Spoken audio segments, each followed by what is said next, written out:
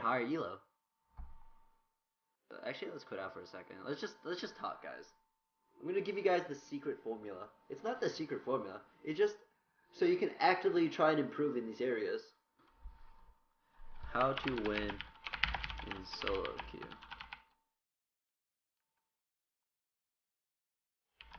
1. Mechanics. We all understand mechanics, and it's like it is what it is. Last hitting, skill shots,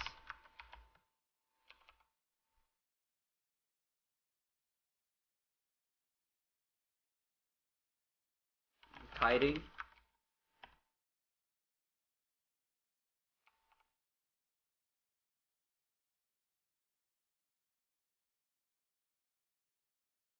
what else would be under mechanics, guys?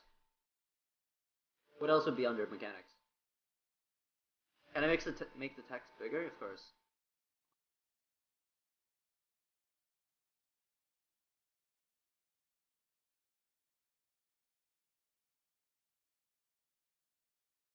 Dodging,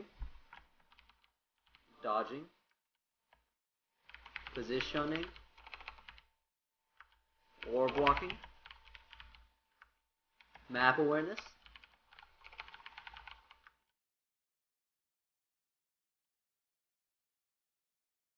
trading,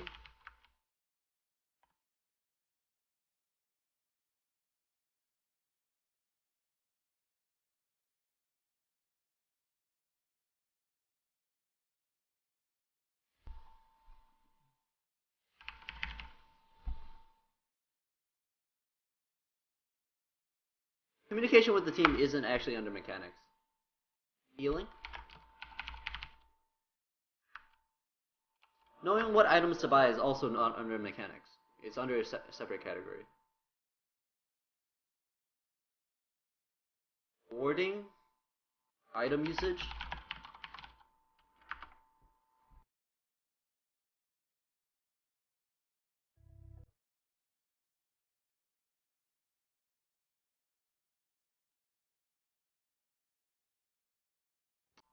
Pinging. Map pinging. That's a good one, actually. Using the map pings is a huge boon as a jungler. Just telling when your team to back off or when to go in.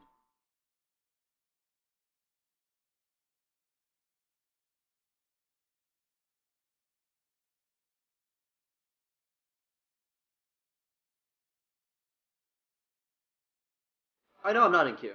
We're just going through all these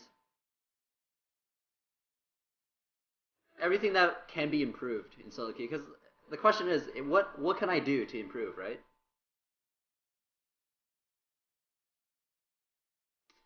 I think this covers mechanics. This covers mechanics. Timers. Timers. A lot of these are straight up very obvious, right? Last hitting, wow. Obvious. You last hit minions.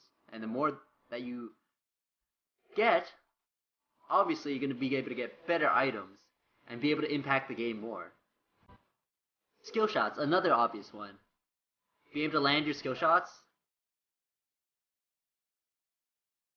It's just better than not landing your skill shots. Easy. Kiting. Kiting is slightly more different. Kiting... We'll put kiting under... Kiting is the same as orb walking. So that's just like a double. Juking needs a lot of awareness, which means knowing enemy cooldowns. Say you're trying to juke an Ezreal Q. Knowing that Ezreal Q, if Ezreal hits the Q and he's level 9, it's going to be on like a 2-second cooldown. Right? Let's see. Let's see if I'm right. Wait. League glitchy. This will help your juking a lot more. Ezreal. So let's go on Ezreal, right? Ezreal's passive makes it so that whenever he hits Qs, the cooldown gets decreased. Alright, so it's a 4-second cooldown. and if he hits the Q, it would go down to 3 seconds. So it's actually a 3-second cooldown if he hits it, but if he has any sort of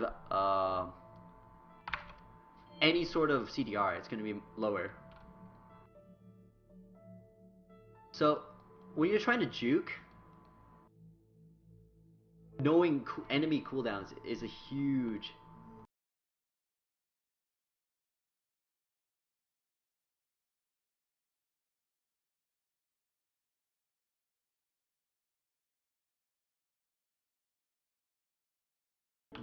Who's their threat? Knowing enemy threats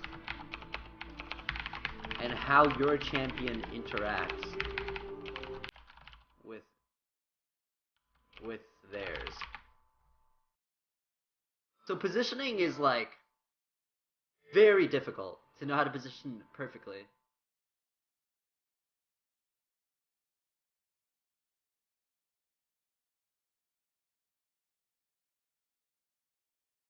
You would have to know exactly what items they have on their specific champions. Like, if their assassin is really fed, obviously you're going to have to position in a way that you're not in range to get hit by it, or in position to instantly burst their assassin with your entire team.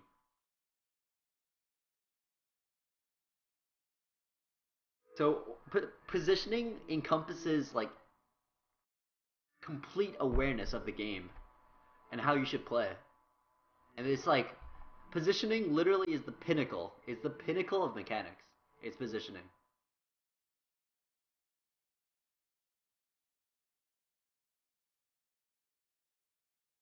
Oh, zoning. That's a good one.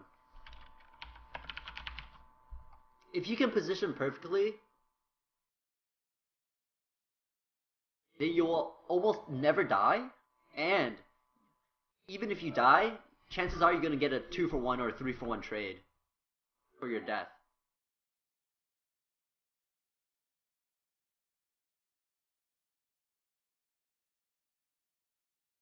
Then we have ore blocking. So ore blocking is just completely mechanics, knowing how to, like, click on the ground, move while shooting, move while auto attacking, moving in between auto attacks. Be able to reposition yourself so that you can actually juke in between your auto attacks instead of just sitting there and throwing auto attacks.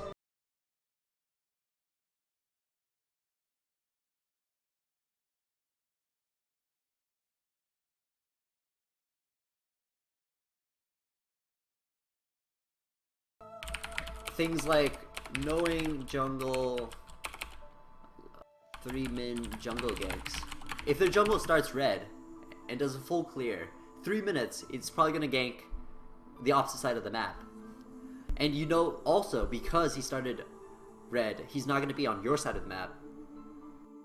Shit like that.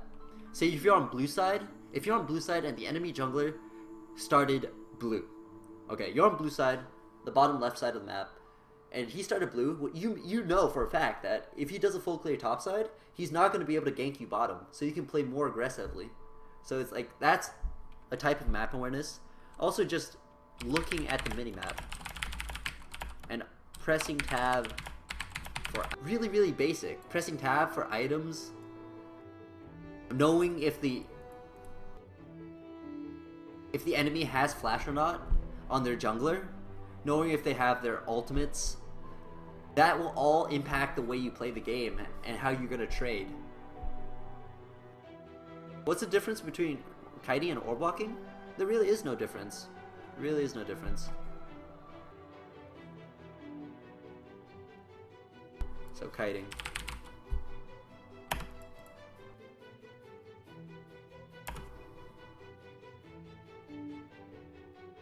So trading is in-lane trading.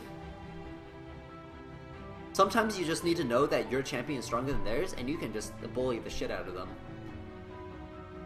But at the same time, this is like, trading is more of a strategic thing, where it's like, kind of under awareness. You need to be aware of cooldowns.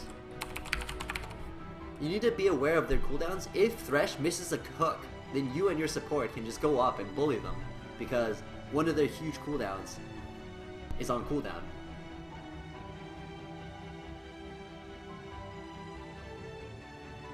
At the same time, if you're going for CS, you need to know that they can harass you really hard. Like, if you're playing against the Caitlyn, I'm sure this has happened to everyone. You're playing against the Caitlyn, it's like, you go up for CS and all of a sudden you lose half of your life. Sometimes it's better to just not go for that CS and go for the trade. The trade all in with Caitlyn. Like, knowing when to all in, when to poke, when to give up, retreat. I'll just say retreat.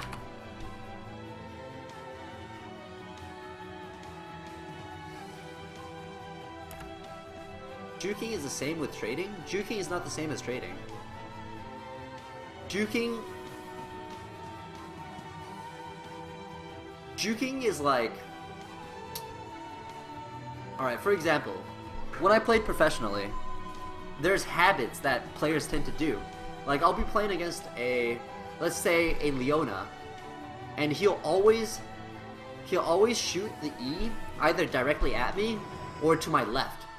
Because it's only like, if you're going for a Leona E, you can go straight at them, slightly to the left, if they decide to go juke to the left, or slightly to the right. So it's like sort of a habitual thing that you pick up when you play against certain players as well. And you're like, okay, well, I'm gonna juke to the right next time, because he's been doing straight at me or to the left. And peeling is not really for AD carries, but you need to know to save cooldowns, saving CDs, or when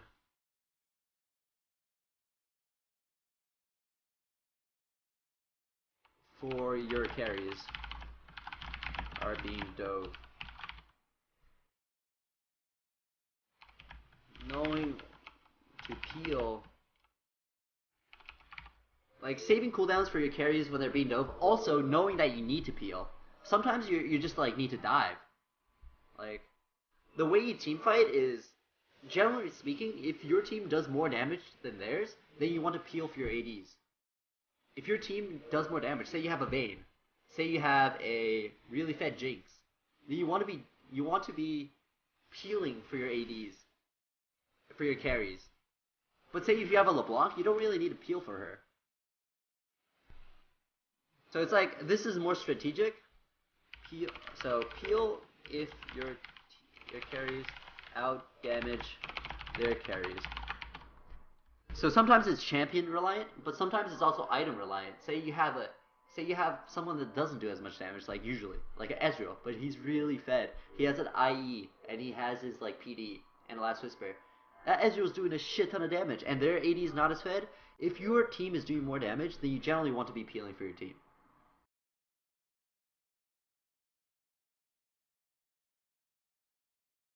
Minion control is not really mechanics. That's more of a strategy thing.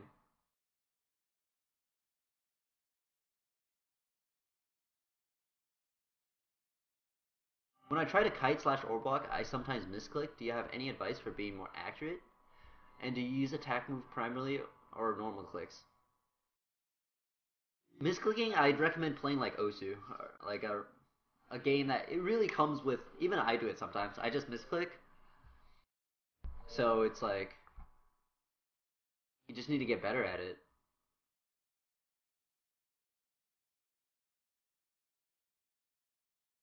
I'll make a Google Doc, and I'll link all of this. But going back to my point where it's like, you know, different players are good at different things, you know? Mechanically, if you say a guy is mechanically good, is it because he's really good at last hitting and kiting and like item usage and like, or is he like holistically good at every one of these? You know, some people would be really, really good at everything, but really just sucks at item usage or like slightly bad at positioning. You know, in team fights, because So let's see, item usage. Like another really obvious one. You need to be able to use your items correctly, especially like the Blade of the Rune King. Knowing that Blade does more damage if you use Blade at the last second, because Blade of the Rune King, how it functions is the on-hit effect is depending on their current HP, and it does 4% of their current HP, I think. So you want to use the drain of the 15% drain at the last second to like give them to kill them, because your proc is going to do more damage if they have more life. So it's like item usage, another really obvious one. Map pinging for when to gay, when to back. But the actual mechanical part of going and control clicking on the map and like alt clicking on the map, it's really, really important to be able to do that.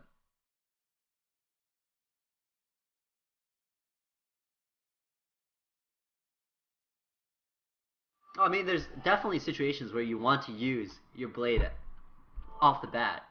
Don't get me wrong. Yes, there's definitely. But if you're gonna like the way it's like, okay, I'm just gonna read the sentence to you guys. Not really. Like, I know better. Like, not really. If you're getting kited, you want to use it right away. Lol. Like, dude, calm down. Like, calm down, guy. Seriously. Like, I understand that there's times when you want to use Blade the Rune King. Can I explain the Blade the Rune King thing one more time? Of course.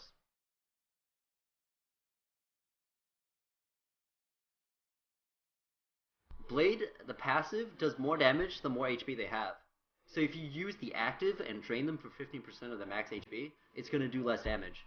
Your passive portion of the blade is actually going to do less damage.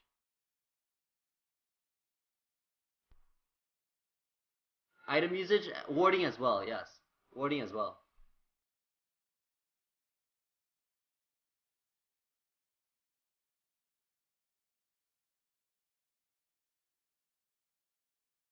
Calling MIA kind of goes under map pinging and map awareness. Calling MIA. You're right.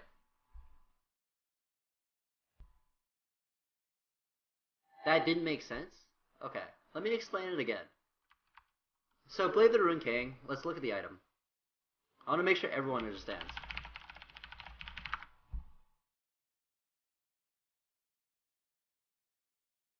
The passive part, your attacks deal 5% of the target's current health. The active, it drains 50% of their maximum health. Say a target has 1,000 HP. If you hit them with Blade the Rune King, it's gonna deal 50 more damage when they're full HP. But if you use the drain part and drain 50% of life, yes, the drain is gonna do of their maximum health. So the drain is gonna always do 150 damage no matter what. Yes, the drain is going to do 150 of their life no matter what. But if you drain them off the bat, they'll go down to 850 life. And the 5% of 850 is going to be less than 50 damage. You understand that?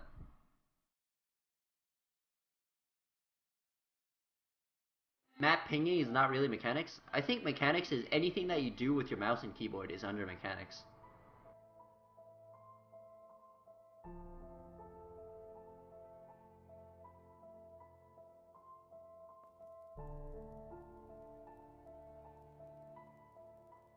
Alright, I hope everyone understands that.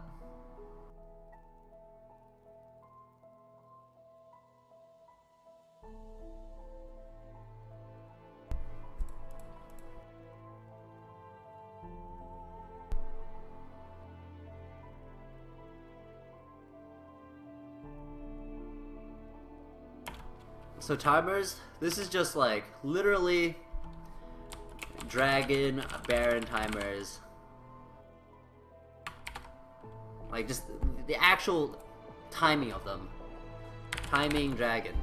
Dragon slash baron slash buff slash summoners.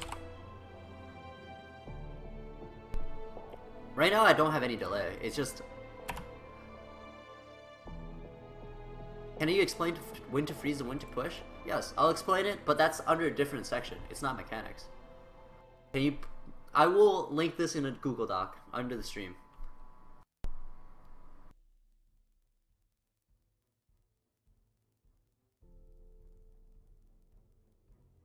Knowing the synergy between Caitlyn Q and E, knowing the synergy between Q and E is not mechanics.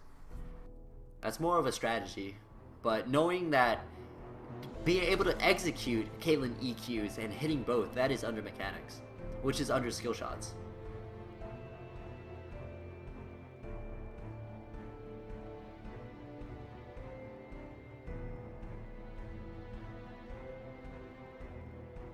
So zoning is like, honestly, it's under trading.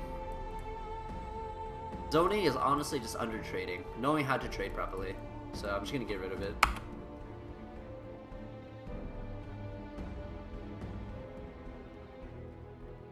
Hey, it's Keith McBrief. Look at this motherfucker. Chaox, I'm learning. You're not learning. Get the fuck out of here, Keith.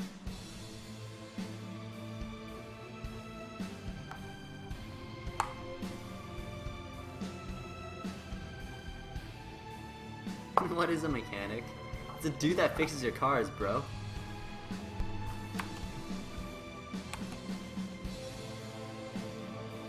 Alright, 2. Let's go with the very ignored part of League.